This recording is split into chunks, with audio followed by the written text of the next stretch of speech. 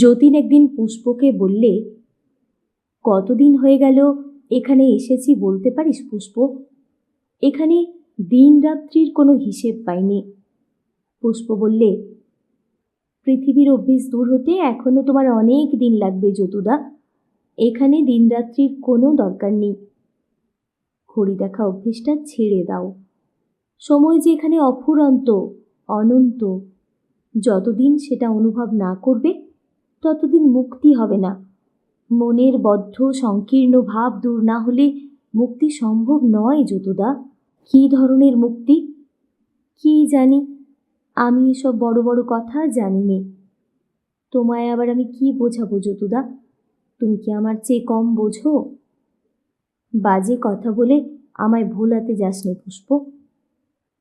আমি অনেক কিছু জানতে চাই, আমাকে শেখানোর ব্যবস্থা করে দিবি? কত কি যে জানতে চাই তার ঠিক নেই। কে আমায় বলে দেবে বলতো? আছে, লোক আছে। তোমায় নিয়ে যাব একদিন সেখানে। খুব উঁচু এক আত্মা আমায় বড় স্নেহ করেন। আমার স্তরে আসতে তার কষ্ট হয়, তাই আমিই যাই তার সঙ্গে দেখা করতে। তুমি যাবে? যাবে একদিন? আমি গুরুদেব বলি তাকে, বৈষ্ণব সাধু। কিন্তু আমি সেসব উচ্চ স্তরে কি করে যাব পুষ্প? মোটে সেদিন পৃথিবী থেকে এসেছি, তোমার দয়ায় তাই এত উঁচু স্তরে আছি। এর চেয়েও উঁচুতে কিভাবে যাব? যাওয়া ঠিক কঠিন নয়, কিন্তু থাকতে পারবে না বেশিক্ষণ। যাতে যেতে পারো তার ব্যবস্থা আমি করব। আচ্ছা, একটা কথা জিজ্ঞেস করি পুষ্প। আমার এখনো একটা সন্দেহ হয়, এসব স্বপ্ন নয় তো? যাও, পাগলামি করো না যতুদা। তোমার এই কথার উত্তর অন্তত 100 বার না দিয়েছি তুমি আসা পর্যন্ত। দেখবে, আর একটা জিনিস দেখাবো। অবশ্যই তোমায় সেখানে আজ যেতেই হবে। কি সেটা? আজ তোমার শ্রাদ্ধের দিন। তোমার ছেলে রিনু কাঁচা গলায় দিয়ে শ্রাদ্ধ করছে। পিণ্ডদানের সময় তোমায় গিয়ে হাত পেতে পিণ্ড নিতে হবে। ছেলের কথা শুনে যতীন অন্যমনস্ক ও বিষণ্ণ হয়ে গেল। মিনু, আহা, দুধের বালক, তাকে কাঁচা গলায় দিয়ে শ্রাদ্ধ করতে হচ্ছে। সে যে বড় করুণ দৃশ্য। যতীন বললে, আমি যাব না সেখানে। পুষ্প হেসে বললে, ওই যে বলছিলাম, তুমি এই জগতের ব্যাপার কিছুই জানো না। সে ছেলে মানুষ যখন কুচি হাতে ছলছল চোখে তোমার নামে পিণ্ড দেবে, সে এমনি আকর্ষণ তোমাকে টেনে নিয়ে যাবে। তোমার সাধ্য কি তুমি না গিয়ে থাকো? খুব ভালোবেসে যে টানবে, তার টান এই জগতে এড়ানো যায় না। পৃথিবীর স্থূল দেহে স্থূল মন বাস করে, এখানে তা নয়। এখানে মন আপনা আপনি বুঝতে পারবে কোনটা সত্যিকার ভালোবাসা, বুঝে সেখানে যাবে। আচ্ছা, তুমি বসো, আমি একবার দেখে আসি ওদিকে কি হচ্ছে। পৃথিবীর হিসেবে মিনিট 2 সময়ও যায়নি। পুষ্প হঠাৎ কোথায় চলে গেল এবং ফিরে এসে বললে, ওখানে এখন সকাল 7টা। শ্রাদ্ধের আয়োজন শুরু হয়েছে, কিন্তু এখনো ঘুম থেকে ওঠেনি। যতীনের আগ্রহ হলো, জিজ্ঞেস করে, আশা কি করছে? সে ভয়ানক ব্যাকুল হয়েছে আশার খবর জানবার জন্য। কতদিন খবর পায়নি। আশা কেঁদেছিল, চোখের জল ফেলেছিল তার মৃত্যু সংবাদে। জানবার জন্য সে মরে যাচ্ছে, কিন্তু লজ্জা করে পুষ্পকে এসব কথা বলতে। যতীন বুড়ো শিবতলার ঘাটের রানায় চুপ করে বসে রইল। সামনে কুলুকুলু বাহিনী গঙ্গা, নীল আকাশের তলা দিয়ে একদল পাখি উড়ে এপার থেকে ওপারে যাচ্ছে। ঘাটের উপরে বৃদ্ধ বটের শাখার নিবিড় আশ্রয়ে একটা অজানা গায়ক পাখি অতি মধুর স্বরে ডাকছে। যতীনের মন আজ অত্যন্ত বিষণ্ণ। আশা খুব কেঁদেছিল। আশাকে সে বড় নিঃসহায় অবস্থায় ফেলে রেখে এসেছে। স্বামীর কর্তব্য স্ত্রী পুত্রকে সুখে রাখা, তার অভাবে তারা যাতে কষ্ট না পায় তার ব্যবস্থা করা। সে অকর্মণ্য স্বামী, নিজের কর্তব্য পালন করার শক্তি তার ছিল না। আশাকে সে সুখী করতে পারেনি একদিনও। পুষ্প এসে বললে, বৌদিদির কথা ভেবে যে সারা হলে যতুদা। তারপর সস্নেহে ওর পাশে এসে দাঁড়িয়ে বললে, চলো তোমাকে এক জায়গায় নিয়ে যাই। বৌদিদির কাছে নিয়ে যেতাম, কিন্তু পৃথিবীর সঙ্গে বেশি যোগাযোগ এখন তোমার পক্ষে ভালো নয়। তাছাড়া তুমি তার কোনো উপকারও করতে পারবে না এই অবস্থায়। কোথায় নিয়ে যাবি পুষ্প? অনেক উঁচু এক স্বর্গে।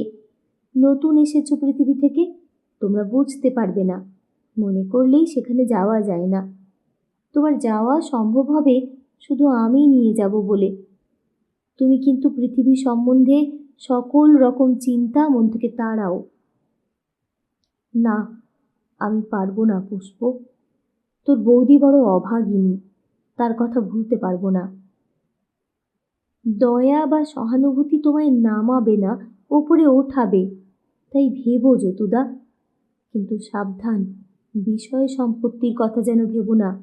ত্রিশঙ্কুর অবস্থা হবে। এসো আমার সঙ্গে। দুজনে শূন্যপথে নীলাভ শূন্য সমুদ্রের বুকের ওপর দিয়ে উড়ে চলল। ডাইনে বাঁয়ে অগণিত তারালোক, মৃদু নক্ষত্র জ্যোৎস্নায় ভাসানো জীবন পুলক ওদের মুক্ত দেহে এনেছে শিহরণ, প্রাণে মুক্তির আনন্দ। দূর দূর, বহু দূর তারা চলল কত নতুন অজানা দেবলোক। ক্রমে আর একটা নতুন লোকের ওরা সমীপবর্তী হতে লাগলো। দূর থেকে তার সৌন্দর্যে যতীনের সমস্ত জৈবিক চেতনা অবশ হয়ে এলো। বিলুপ্ত প্রায় চেতনার মধ্যে দিয়ে তার মনে হলো বহু কদম্ব দ্রুম যেন।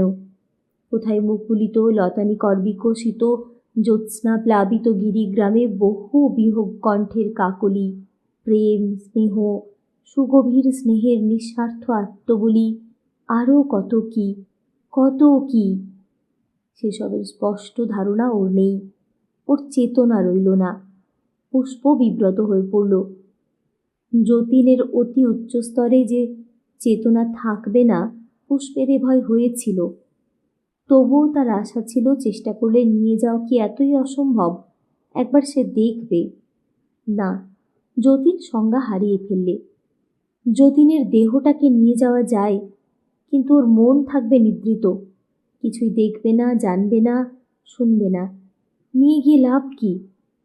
পুষ্প ডাকতে লাগলো, ও যতুদা, চেয়ে থাকো, কোথায় যাচ্ছ ভেবে দেখো, আমি পুষ্প।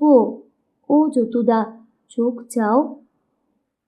নিকটেই একটা বেগুনি রঙের শৈলশৃঙ্গ, বন্য লতাপাতার আড়ালে একটা শিলাখণ্ডে যতীনকে সে শোয়ালে। সংজ্ঞা হারিয়ে যাওয়ার সঙ্গে সঙ্গে যতীনের গতি বন্ধ হয়ে গিয়েছে। নিকটের ঝর্ণা থেকে জল এনে ওর মুখে দিয়ে পুষ্প আঁচল দিয়ে ওকে বাতাস করতে লাগলো। পরে নিজের দেহের চৌম্বক শক্তি আঙুল দিয়ে ছুঁয়ে ওর দেহে সঞ্চালিত করতে লাগলো। এমন সময়ে পুষ্পের দৃষ্টি হঠাৎ আকৃষ্ট হলো ওই উচ্চ শিখরটার প্রান্তদেশে। সেখানে পরম সুন্দর এক তরুণ দেবতা বহু দূরে মহাশূন্যে দৃষ্টি নিবদ্ধ করে বসে আছেন আনমনে। কোনো দিকে তাঁর খেয়াল নেই, কি যেন ভাবছেন। তাঁর অঙ্গের নীলাভ জ্যোতি দেখে বহুদিনের অভিজ্ঞতার ফলে পুষ্প বুঝলে এ অতি উচ্চ শ্রেণীর আত্মা, দেবতা গোত্রে চলে গিয়েছেন। মানুষের কোনো পর্যায়ে ইনি এখন আর পড়েন না। পুষ্প জানত, এই জগতে যে যত পবিত্র উচ্চ, সে দেখতে তত রূপবান, তত তরুণ। তারুণ্য এখানে নির্ভর করে না জন্মের তারিখ, দূরত্ব বা নিকটত্বের ওপর। এখানে দেহের নবীনতা ও সৌন্দর্য একমাত্র নির্ভর করে আধ্যাত্মিক প্রগতির ওপরে। এর রূপ ও নবীনতা পৃথিবীর হিসেবে 16-17 বছরের অতি রূপবান কিশোর বালকের মতো। অতি উচ্চস্তরের দেবতা ভিন্ন এরকম হয় না। দেবতার ধ্যান ভঙ্গ করতে পুষ্পের সাহস হলো না। সে এত উঁচু আত্মা কখনো দেখেনি। কি করবে ভাবছে, এমন সময়ে দেবতার অন্যমনস্ক চক্ষু অল্পক্ষণের জন্য ওদের দিকে পড়ল। পরক্ষণে তিনি অতীব জ্যোতিষ্মান দুটি চোখ দিয়ে ভালো করে চেয়ে দেখলেন। একটু বিস্ময়ের সুরে বললেন, কে তোমরা? পুষ্প প্রণাম করে বললে, সবই তো বুঝছেন দেব।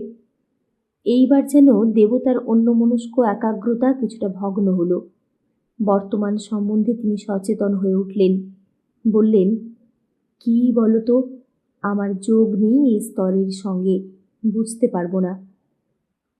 পুষ্প নিজেদের পরিচয় দিয়ে তার গন্তব্যস্থানের কথা ও যতীনের অবস্থা সব বললে।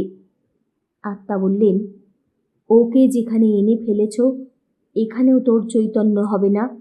ওর পক্ষে এও তো অতি উচ্চ স্থান, নিচে নামিয়ে নিয়ে যাও ওকে। পুষ্প বললে, আপনি কে বলুন দেবতা? আমার কত শুভ দিন আজ, আপনাকে দেখলাম। এতকাল তো আছি এ জগতে, আপনার মতো আত্মা কখনো দেখার সৌভাগ্য আমার হয়নি। আপনি কে দেব? আত্মা অতি মধুর প্রসন্ন হাসি হেসে বললেন, তুমি অত জানতে চাও কেন? তুমি ভারতবর্ষের কন্যা, ভক্তি তোমার জন্মগত। বিশ্বাস করো, তুমিও খুব উচ্চ স্তরের আত্মা, নইলে আমায় দেখতে পেতে না। তোমার সঙ্গীকে যদি আমি জাগিয়েও দিই, ও আমায় দেখতে পাবে না। যাও, ওকে নামিয়ে নিয়ে যাও। তবু পুষ্প সাহসে নির্ভর করে বললে, আপনি কে দেব? পাহাড়ের চূড়োতে বসেছিলেন কেন? এই স্তর তো আপনার নয়। কথাটা শেষ করে পুষ্প বুঝলে আত্মা তখনই বড় হয় যখন প্রেমে সে বড় হয়। সামান্য পৃথিবীর মেয়ের এই প্রগলভ কথায় আত্মা তো চটে গেলেন না।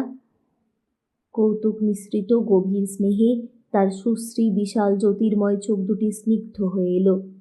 বললেন, দেখবে কি দেখছিলাম?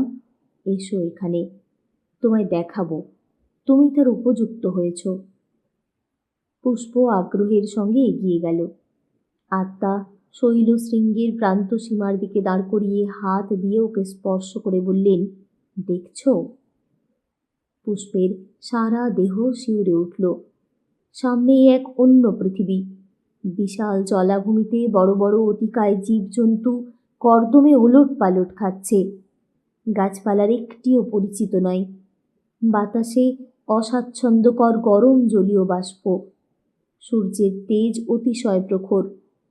তারপর ছবির পর ছবি, কত দেশ, কত যুদ্ধ, কত সৈন্যদল, কত প্রাচীন দেশের বেশভূষা পরা লোকজন, প্রশস্ত রাজপথ, প্রাচীন দিনের শহর, পচা ডোবাখানা শহরের রাজপথের পাশেই। ঘোর মহামারীতে দলে দলে লোক মরছে। কি বীভৎস দৃশ্য! আত্মা বললেন, বহুদূর অতীতে ফিরে চাইছিলাম। কত কল্প আগেকার আমারই বহু পূর্বজন্মে কত লোককে হারিয়েছি, কত মধুর হৃদয় আর কখনো খুঁজে পাইনি। বিশ্বের দূর প্রান্তের মোহনায় বসে তাদের কথা মনে পড়ছিল। যা দেখলে সব আমার জীবনের বিভিন্ন অঙ্কের রঙ্গভূমি। লক্ষ্মী মেয়েটি, এখন তোমার সঙ্গী ছেলেটিকে নিয়ে নেমে যাও। পুষ্প তাকে প্রণাম করে বিনীতভাবে বললে, আপনার দেখা আবার কবে পাব? যখন স্মরণ করবে, এক মনে স্মরণ করলেই আসব। কিন্তু যখন তখন আমায় কষ্ট দিও না। আমার নানা কাজ, কোথায় কখন থাকি। কল্পপর্বতে সঙ্গীত যেদিন বাজবে, চুম্বকের ঢেউ কম থাকবে, সেদিন আমায় ডেকো। কল্পপর্বতের সঙ্গীত কি পুষ্প তা জানত। চতুর্থ স্তরে একটি সুনির্জন পাহাড়ে বহু শতাব্দী ধরে একটি নির্দিষ্ট সময়ে আপনা আপনি অতি মধুর অপার্থিব সঙ্গীত ধ্বনি ওঠে।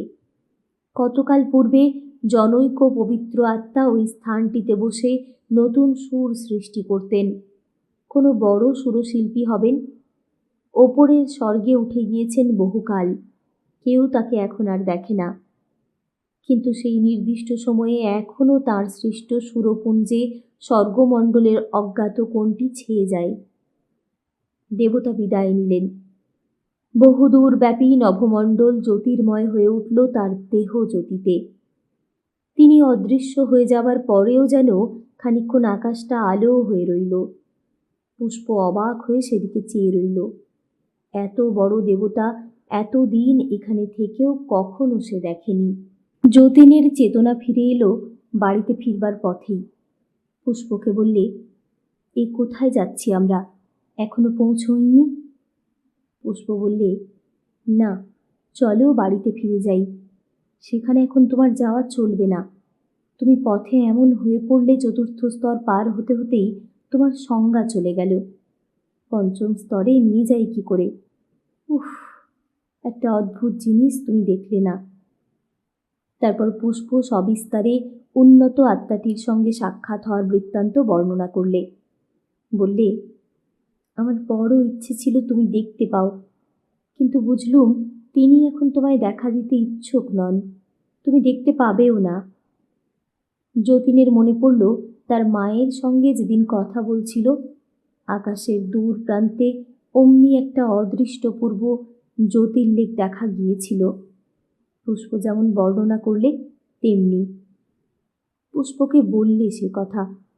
পুষ্প বলল, আমি জানি ও আলো সবসময় উচ্চ আত্মাদের, যাদের আমরা দেবতা বলি, তাদের গতিবিধির পথে দেখা যায়। উল্কার মতো উজ্জ্বল হয়ে ওঠে তাদের পথ যখন তারা যান। অত শুদ্ধ আত্মা কিন্তু আমাদের স্তরে কমই আসেন, খুব কমই দেখা যায়। দেখো পুষ্প, আমি তোমার এখানে এসে ভাবতুম কত উঁচু স্তরে এসেছি। আজ আমার সে অহংকার ভেঙে গেল। অত সব উঁচু স্তর আছে তা কি জানতাম? পুষ্প হেসে গড়িয়ে পড়ে আর কি। বললে, এই কথা তো কখনো শুনিনি। তুমি ভাবতে আমাদের এই বুঝি বৈকুণ্ঠ ধাম? তবে তুমি নতুন এসেছো পৃথিবী থেকে, তোমার দোষ কি? যারা এখানে অনেক দিন আছে তারাও জানে না। আমি শুনেছিলাম এক শুদ্ধ আত্মার কাছে, যার কাছে তোমায় নিয়ে যাচ্ছিলাম। তিনি বললেন সপ্তম স্তর পর্যন্ত আছে, যেখানে পৃথিবীর মানুষ যেতে পারে। তার উপরেও অসংখ্য স্তর আছে, তবে সেসব অঞ্চলের খবর তিনিও জানেন না। সেসব পৃথিবীর মানুষের জন্য নয়। আর আমি চতুর্থ স্তর ছাড়িয়ে অজ্ঞান হয়ে পড়লাম। তা যদি না হতো, আমি বৌদিকে এনে তোমার সঙ্গে দেখা করিয়ে দিতাম। যতীন আগ্রহের সঙ্গে কিন্তু কিছু অবিশ্বাসের সুরে বললে, আশাকে? কি করে? সে ঘুমিয়ে পড়লে তার সূক্ষ্ম দেহ স্থূল দেহ থেকে বার করে। এরকম করা যায়, আমি করতেও জানি, কিন্তু বৌদিদির কোনো জ্ঞান থাকবে না যখন তাকে এখানে আনা হবে। তোমার মতো অচৈতন্য হয়ে যাবে দ্বিতীয় স্তর পার না হতেই। এই জগতের নিয়ম। যে স্তরের যে উপযুক্ত নয়, সে স্তরে পৌঁছলে তার চেতনা লোপ পায়। কার সঙ্গে কথা কইবে যতুদা? কোনো উপায় নেই পুষ্প, আমরা পৃথিবীতে গিয়ে দেখা দিতে পারি নে। প্রথমত তা পারা অত্যন্ত কষ্টসাধ্য, আর যদিও বা পারা যায় তাতেও কোনো ফল হবে না। বৌদিদি পাড়াগাঁয়ের অশিক্ষিত মেয়ে, মানুষ মরে কোথায় যায়, তাদের কি অবস্থা হয়, এসব সম্বন্ধে কিছু জানে না। মন কুসংস্কারে পূর্ণ। তোমায় দেখে সে এমনি ভয় পাবে যে তোমার যে জন্যে যাওয়া বা দেখা দেওয়া তা হবে না। যতীন কিছুতেই ছাড়ে না। তার স্বনির্বন্ধ অনুরোধে পুষ্প অবশেষে ওকে আশার কাছে নিয়ে গিয়ে চেষ্টা করে দেখতে রাজি হলো। যতীন বললে, আজই চলো। পুষ্প ঘাড় নেড়ে বললে, এখন শুক্লপক্ষের জ্যোৎস্না রাত্রি পৃথিবীতে ওর আলোর ঢেউ আমাদের দেহ ধারণ করে দেখা দেওয়ার পক্ষে বড় বাধা। কৃষ্ণপক্ষের রাত্রিতে অনেক সহজ হবে, কটা দিন সবুর করো না। তারপর একদিন ওরা কৃষ্ণা সপ্তমী তিথিতে দুজনে পৃথিবীতে নেমে গেল। যতীন নতুন পৃথিবী থেকে গিয়েছে, সে স্পষ্টই সব দেখতে লাগলো। কিন্তু পুষ্প অনেক দিন উচ্চস্তরে কাটানোর ফলে ওর সব ঝাপসা অস্পষ্ট কুয়াশার মতো ঠেকছে। পৃথিবীর বায়ুমণ্ডলে তার কষ্ট হতে লাগলো। ওরা বেশি রাত্রে আসেনি, কারণ আশা তখন ঘুমিয়ে পড়বে, ওদের দেখবে কি করে। পুষ্প বললে, খুব ইচ্ছে শক্তি প্রয়োগ করো, খুব জোর করে ভাবো যে আমি আশাকে দেখা দেব দেব দেব। তুমি বেশি দিন পৃথিবী ছেড়ে যাওনি, তোমার দেহ স্থূল চোখে দেখা যাবে তাহলে। পৃথিবীর হিসেবে 2 ঘন্টা প্রাণপণে চেষ্টা করেও যতীন নিজের দেহ কিছুতেই আশার চোখে দৃশ্যমান করতে পারলে না। আশা রান্নাঘরে যাচ্ছে আসছে, ছেলেদের খাইয়ে আছিয়ে দিলে, ঘরে গিয়ে বাবার জন্য পান সাজলে, দোতলার ঘরে একা গিয়ে ছেলে মেয়েকে ঘুম পাড়িয়ে রেখে এলে। যতীন সব সময় ওর পাশে পাশে, সামনে, রোয়াকে, ঘরে, দোতলায় উঠবার সিঁড়িতে দাঁড়িয়ে থেকেও কিছুতেই কিছু করতে পারলে না। কতবার ডাকলে, আশা, ও আশা, এই যে আমি এসেছি তোমার সঙ্গে দেখা করতে। আশা ওকে টেরও পেলে না, এমনকি মনেও কিছু অনুভব করলে না। পুষ্প বললে, আচ্ছা এখন থাক, ওর মন এখন চঞ্চল অবস্থায় রয়েছে। যখন বিছানায় এসে শোবে, প্রথম তন্দ্রা আসবে, তখন মন হবে শান্ত, স্থির, একাগ্র। সেই সময়ে সামনে দাঁড়িয়েও। যতীন বললে, হুম, সে হবে না। ওর হ্যারিকেন লণ্ঠন ঘরে সারা রাত জ্বালিয়ে ঘুমোনো অভ্যেস। সে আলোতে তো কোনো কাজই হবে না। আচ্ছা, সে হবে এখন, তুমি সেজন্য ব্যস্ত হও না, আমি চেষ্টা করব এখন। ততক্ষণ যতীন পুষ্পকে সঙ্গে নিয়ে বাড়ির বাইরে গেল। এই তার শ্বশুর বাড়ির দেশ। প্রথমে সে যখন এখানে আসে, তখন ওই মজুমদারের বাড়ির চণ্ডীমণ্ডপে আরও পাড়ার 5 জন নতুন জামাইয়ের সঙ্গে পাশা খেলে, তাস খেলে কত দুপুর সন্ধ্যা কাটিয়েছে। ওই সেই যদুঘরের পুকুর, যেখানে মস্ত বড় রুই মাছ ধরেছিল ছিপে, সেই প্রথম ও সেই শেষ। ওহ, মাছটা ঘাটের ওই পৈঠাটার ওপর পড়ে পালিয়ে যাচ্ছিল জলে। ওরই বড় শালা আশার ভাই ছেনি জাল দিয়ে মাছটা ধরে ফেলে। সেসব একদিন গিয়েছে। হঠাৎ পেছন থেকে কে যেন বলে উঠল, ওখানে কে দাঁড়িয়ে? ওরা দুজনেই ফিরে চাইলে। যদুভরের ছেলে শ্রীশ পুকুরের ঘাটে নামতে গিয়ে হাঁ করে অবাক হয়ে ওর দিকে চেয়ে আছে, হাত 20-25 দূরে।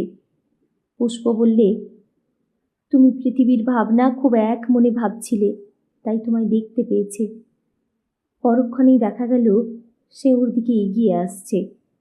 সে যে পুষ্পকে দেখতে পাচ্ছে না সেটা বেশ পরিষ্কার বোঝাই গেল। তার বিস্মিত দৃষ্টি শুধু যতীনের দিকে নিবদ্ধ। পরক্ষণেই কিন্তু সে থমকে দাঁড়িয়ে ভয়ে চিৎকার করে উঠল। যতীন তো অবাক, ভয়ে চিৎকার করে কেন? সে বাঘ না ভাল্লুক? শ্রীশ ভরের গলার আওয়াজ পেয়ে ততক্ষণ তাদের বাড়ির মধ্যে থেকে, পাশের নিমাই ভরের বাড়ি থেকে, ওর জ্যাঠামশাই নন্দভরের বাড়ি থেকে অনেক লোক, ছেলে বুড়ো বেরিয়ে এলো। সকলের সমবেত ভদ্র প্রশ্নের উত্তরে শ্রীশ হাঁপাতে হাঁপাতে বললে, উফ, কি কাণ্ড! এমন তো কখনো দেখিনি। সবাই বললে, কি কি কি দেখলি রে? ওইখানে দাঁড়িয়েছিল দিব্যি সাদা মতো একজন মানুষ। যেমন ডেকেছি অমনি মিলিয়ে গেল। বাপ, না রে বাপু, স্পষ্ট নিজের চোখে দেখলাম। তোমরা বলছো চোখের ভুল? আমি কি গাঁজা খাই যে চোখের ভুল? সবাই গোলমাল করতে লাগলো। 2-1 সাহসী লোক এগিয়ে এসে দেখল লেবু গাছের আড়ালে কেউ লুকিয়ে আছে কিনা। যতীনের আশেপাশে যাতায়াত করছে, অথচ সে আর পুষ্প সেইখানেই দাঁড়িয়ে। যতীন কৌতুকের হাসি হেসে বললে, লোকগুলো কানা নাকি? খুঁজছে যাকে, সে তো এইখানেই দাঁড়িয়ে। পুষ্প খিলখিল করে হেসে বললে, যাক, ভালোই হয়েছে তোমায় চিনতে পারিনি। চিনতে পারলে বলতো মুখুজ্জেদের বাড়ির জামাই ভূত হয়ে লোকের আনাচে কানাচে ঘুরে বেড়াচ্ছে। বৌদিদি শুনলে কষ্ট পেত, লোকে বলতো গতি হয়নি। কেমন, শখ মিটল তো? নিরীহ লোককে আর ভয় দেখিয়ে দরকার কি? চলো পালাই।